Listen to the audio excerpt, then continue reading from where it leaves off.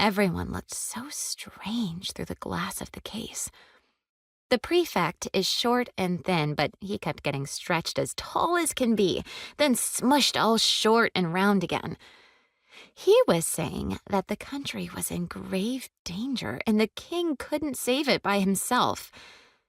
Then he said that the Bolsheviks were coming, and they'd take all of us kids from our parents and hang the bishop in the middle of the square. The prefect's wife always wears white leather gloves up to her elbows. She never takes them off, not even to drink her coffee. Now she started waving her arms and saying in a high, screechy voice, "How terrible! How terrible!" "Look," I whispered to Myrto. "Come look from over here. Through the glass, her arms look like branches." Myrto pushed up close to me so she could see.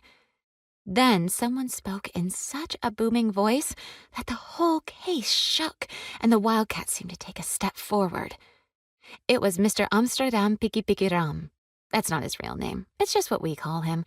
He's the Dutch consul on our island, and he can't say a single sentence without adding, "Well, you know, in Amsterdam," even though he's never actually set foot there. We know that Amsterdam is the capital of Holland, but the name reminds us of a nonsense song we sing to decide who's going to seek when we play hide and seek. Amsterdam, piki piki ram, pori pori ra, Amsterdam. A Hitler is what Greece needs," Mr. Amsterdam Piki Piki Ram declared. Then we heard Mother's quiet voice. "Surely not a Hitler, Consul." At that, Father hushed Mother with his hand, and Aunt Despina began to serve coffee and sweets. We came out from behind the case to see if she was using the dishes with the strange, colorful birds painted on them. But then Father spotted us, and he told us to go up to our room. I noticed that his hands were shaking, the way they do when he's very angry. We didn't go to our room. Instead, we ran straight to Grandfather's study. Grandfather was up on the top rung of the little ladder he uses to reach the very top of his bookshelf, flipping through one of his ancients. "Grandfather, they're going to hang the bishop in the middle of the square," Myrto said, "and his cassock will blow in the wind." "Grandfather?" I chimed in.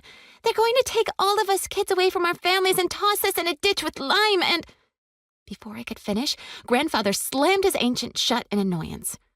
"What kind of rubbish are you spouting now?" "It's not us. It was the prefect," Myrto replied. "He says that's what will happen when the Bolsheviks come." Then Grandfather got really furious. We'd never seen him like that before. He climbed down from the ladder and came over to us, and then he said very seriously, "What you're saying is rubbish, even if you heard it from the prefect. Apparently, having a king isn't bad enough. They'd like things to get even worse."